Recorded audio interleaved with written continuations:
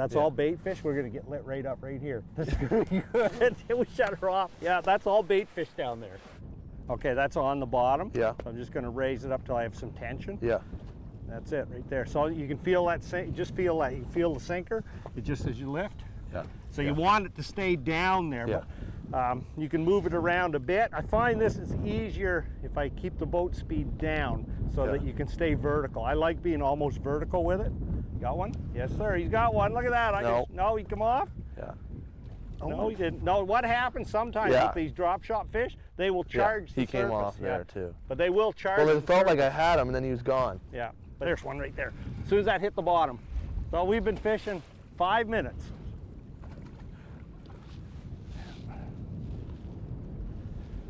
Now this lake doesn't have a lot of real monster bass in it. Yeah, a lot of that those. one's probably Nice a pound and a quarter. But, you know, from there up to 2 1/4 pounds, we should get lots of them. Yeah.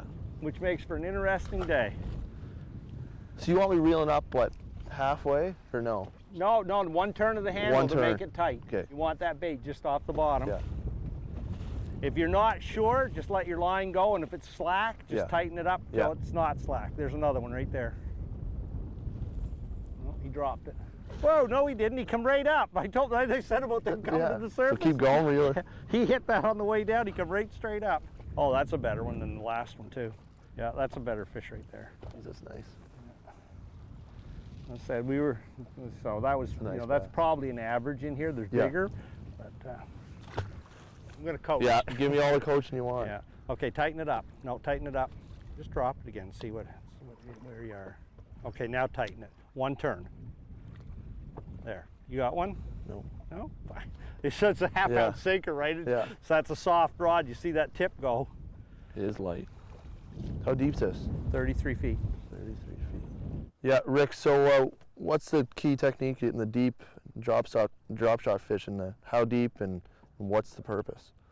Typically, when we're drop shot fishing, I like to be in deeper water. It was originally developed as a deep water technique because the fish, you need something that'll get a weight to take the bait right down to the bottom where the fish are and present it to them in a vertical manner. We've got bait schools under us in the lake here, and we're fishing into that, and the fish don't spook as bad deep. If I got fish under the boat in 10 feet of water, he's going to get away from the boat. He's going to go down or move off to the side. 25 or 30 feet of water, he's aware of the boat, but he's not going to move, so we can catch them right underneath our feet.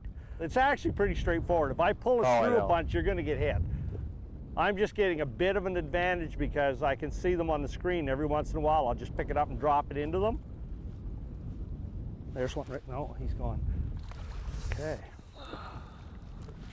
Life is good. Yeah.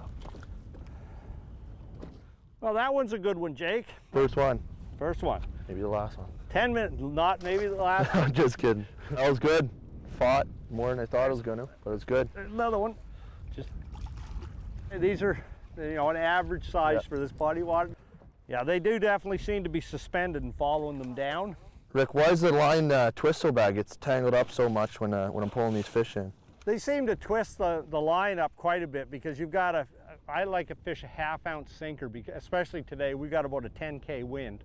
So I like the weight so I can stay vertical, and they just thrash around so much when they're coming up, and it just wraps. That sinker just going around and around and around, and it just gets in the line. It just makes a big mess. And it does weaken it too. Every once in a while, you just got to be careful, stop and retie everything, because it does weaken the line after a bit. There's one right there. Ask and you receive, right? There goes my bait again. I'm gonna go through bags of these today. All right. There, nice New Brunswick smallmouth. Have a vacation right in your own backyard, just like we're doing.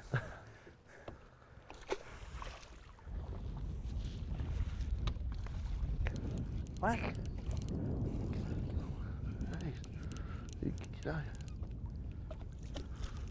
Right there. So, do I get an assist? Yeah, you get an assist on that one. Stay still. He wrapped it, boys. You weren't kidding. You got her in there. Jeez, he ate this one too. Oh yeah, they're down there feeding on those balls of bait. You're gonna need another order. Oh, I've got more. There. Another one. That wasn't mine. I'll take the apple. Oh, there's another one. When you get on him, you get on him. Oh yeah, he bit it right in half. Yeah. This one's smaller than the last one. Right there. And we're actually, we've drifted around a bit in this wind, and we're actually quite a bit shallower than where we started. So we do have some bait on the bottom. We were in 13 feet a second ago, and I've just slid us sideways into 20, and I'm starting to mark bait fish again, so we could get bit here. Quite often too, what happens is you'll get the same fish might hit it, or they're very aggressive. They school up, and they fight. Let's see, you see guys catch two fish on the same bait, because they try and steal from each other. Yeah. That happens though? Oh, it happens, yeah. Really? Get back here. Keep going. Boys, he's taking a little bit. Yeah. He's giving you a pull. That's a better fish. Yeah, you can't even see him. He's under the boat. Oh, that's a better fish from the sound of it. Get up there. Yes, sir. No? Well, it's pretty apparent, Jake, that even the little bass put up a big fight. I would have bet that fish was about 3 pounds from the fight he put up. I mean, he really, really had an attitude. That fish gets to be 3 pounds, and we might not be able to land it. Oh, another little one. Jake's kicking my butt from the back of the boat. Well, Jake's was about twice that size. Of course, I only got a half-size fish because I was only using a half a Senko. He was using the whole one. Yeah, there's a little one. But even here, that fish is about 7 years old. I mean, that's not a young fish.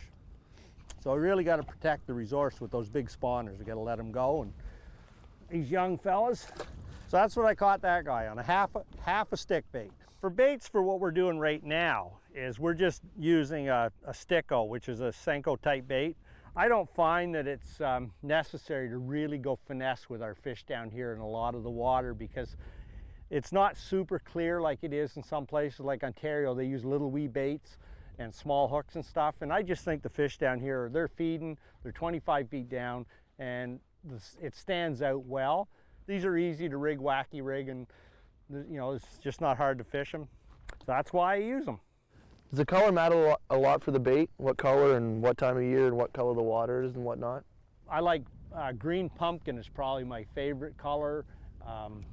For a tube, I've got one called melon orange, which again, it's a dark color with a little bit of flake in it. There's another one. So I think it matters a little bit. Sometimes smallmouth are crazy in the spring. You can throw gaudy colored stuff at them like bubble gum. Yeah. And chartreuse. Chartreuse, particularly in the spring, seems to drive them crazy. I find the more I do this, the simpler my fishing gets. Nice fish, Rick. I used to go around with boxes and boxes of stuff, and now I'll go fish a fairly heavy money tournament with 2 or 3 Plano boxes. Yeah. You know, just not that. Yeah. Got one there. Jake got him, see? Oh, another decent one for me. And a double. No, Jake's is bigger again. Well, yeah. Oh, there goes my Senko. Yeah, again. Still, he nibbles off the ends. Ends of mine are going. I think he bit mine in the middle and threw it in the water. Anyway, just another. They're all the same size almost. I mean, we're just sitting on a school of them, I guess. Come away from me.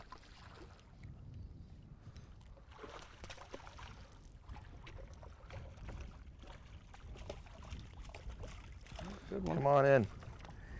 He says, come say hello. Well, that one's a good one, Jake. No. That's a nice one.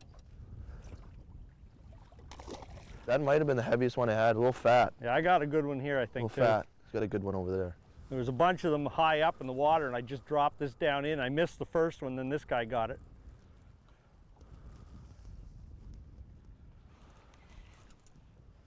Boy, he acts like he's got some shoulders. He doesn't look any bigger down there, but he fights bigger. Nice. Yeah, that last jump, I can see him coming. Oh, I should have got him first. He threw my Senko away. It just fought so much bigger than what it is. Anyway, still a nice, healthy, solid fish.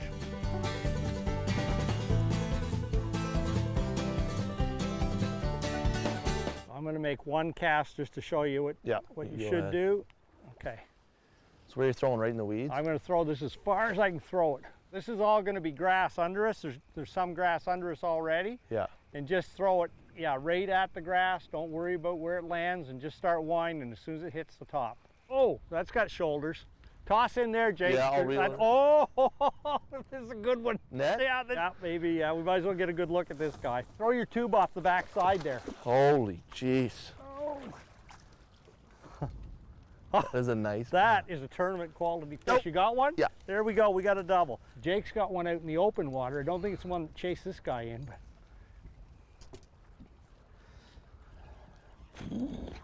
Oh, there. Nice clean.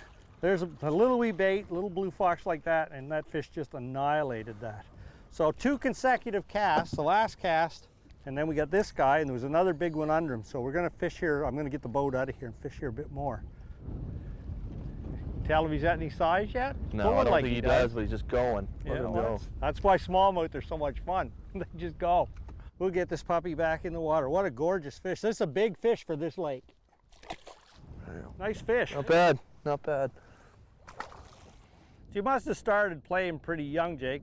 So why don't you tell me a little bit about how you progressed through the different levels of hockey? Yeah, I started when I was in, I think I was 6 years old in St. Stephen.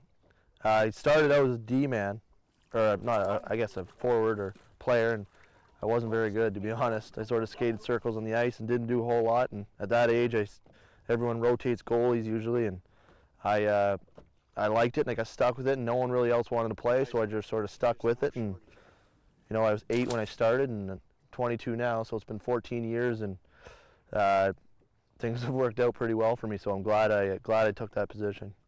So you've got 2 situations here. You've got food being swept down by that creek, plus you've got stuff being pushed in by the wind. But I'll see if I can sneak you in there a bit, and we'll try just some of that vegetation right there at the beginning, see if we can get something without hitting a rock. So it should fish. There's shallow. I can see the bottom now. Another one? Yeah. Yeah. Can't even feel it. They're sitting in there for something. That's a good one, yeah. Might net that. See you later, bud. Yeah, you're not going anywhere. I gotta get the, here, you got him. I'm gonna take the boat out of here. Yeah. Yeah. We got rocks. It's probably my biggest one, I'd say. Okay. See you later. Yeah, it was pretty big, honestly. I thought I got stuck on a rock there for a second, like I did before, and popped right out. I think I caught all 3 of those last 3 right underneath that rock, right beside it. It was good. Life is good. Exactly. So your first time in goal was really not accidental, but it wasn't really on purpose either. So that's one part of your story. So what was it like to play in your first NHL game? Yeah, my first NHL game in Detroit this year. Obviously all the history in that building with and Joe Louis and the Red Wings going way back. I was pretty nervous. I usually am pretty calm and cool before most of my games, but this game sort of, it was my dream, somewhere that I've gotten to that point to get the NHL and a chance to play, and I was pretty nervous that first period. I was shaking the whole time, and you know, they got 2 quick goals on me, and then I sort of settled in. Did pretty well after that, and fortunate enough we won the game, and I got to start the next 4 games in a row, so it was definitely a moment I won't forget, but it was a nerve-wracking one at that. So tell me about that big save that you made everybody was talking about in your second game. Yeah, there was. You know, that save was pretty lucky, to be honest. I don't know if I could do that again if I ever tried, but you know, sometimes you can be lucky to be good, and hockey God sort of saved me for that one. But yeah, it was just desperation. Didn't really have much else to do. Threw my stick out there and got a piece of it, and then fortunate enough I could just catch it too and caught the rebound. So usually don't have the best luck in the world, but for that one it was pretty good luck and sort of kept my streak going, to be honest. Look at that thing go. Look at that thing, isn't that insane? I could tell as soon as that hit it was a landlock. I mean, they just go absolutely crazy. We're gonna let that guy go, but that is just an absolutely beautiful landlock. We'll let that go. That give us a nice fight, and we will just slide her back in there. There she goes. That thing just was all over the surface as soon as it hit that bait. Gotta like it. Another double, yeah, we're doing good. Oh, he tangled it all right up. We seem to be on a little bit smaller size of fish on this spot, so I'm just going to stand on the trolling motor and keep moving us up the lake. Another double, Rick. Yeah, there's another salmon. That's 2 casts from when I just let the last one go. Might be the same one. Yeah. Just kidding. That is just absolutely phenomenal. I have not ever caught one in here before, and that's 3 of them today. But they're crazy in the water. Very hard to hold on to. They are very, very, very aggressive in the fight. I'm glad I don't have that roll. Anyway, there it goes. Come on. Diving back under.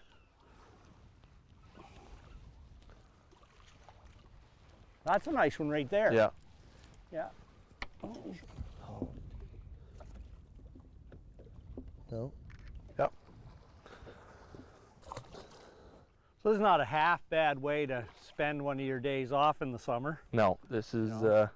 I'd like to do more this year in the future.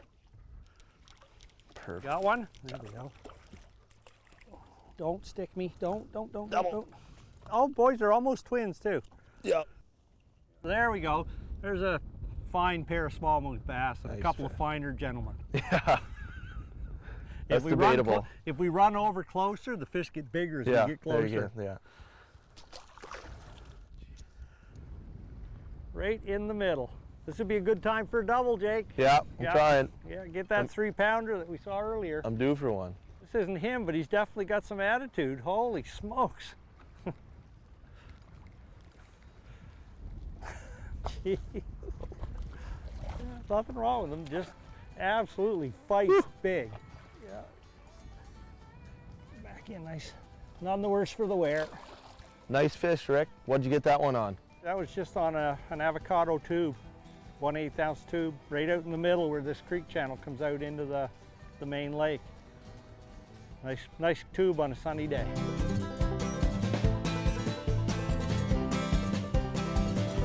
Welcome back to Backwater Casting. In this section of the show, we're going to take a few minutes and talk to Jake about his hockey career. Finally, I needed this one. This little guy. He's a bass.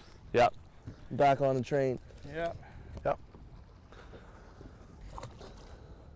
I think a lot of kids, especially Canadian kids, they grow up with hockey and they've got aspirations to make the NHL. But when you look at how many players are actually good enough to do that, what would you say to a kid that has that goal in mind for down the road? Yeah, you know, most kids in Canada grow up playing hockey, especially at a young age, and you know, all these kids have the dream of chasing the puck around in the NHL. And you know, fortunate enough for me, I've gotten to that point. But you know, so many kids are playing nowadays more than ever, and it's great to see. But realistically, it's a tough grind to get to that point. And, you know, each kid should just have fun with it right now, and until they realize there's a point that they do have true potential. You know, I think that's what I did. I played every sport and every opportunity to do anything else in my life, but I wasn't just solely focused on hockey. But once you have so much fun with the game and realize that you do have that potential, just then stick with it and be dedicated, and you can get to where you want to go if you really want it bad enough. So fortunate enough for me, things have worked out, and hopefully get some more, especially Fredericton or New Brunswick kids in the big league soon. Oh, you got him at the back. Oh. It's all where you stop the boat, isn't it? They got attitudes.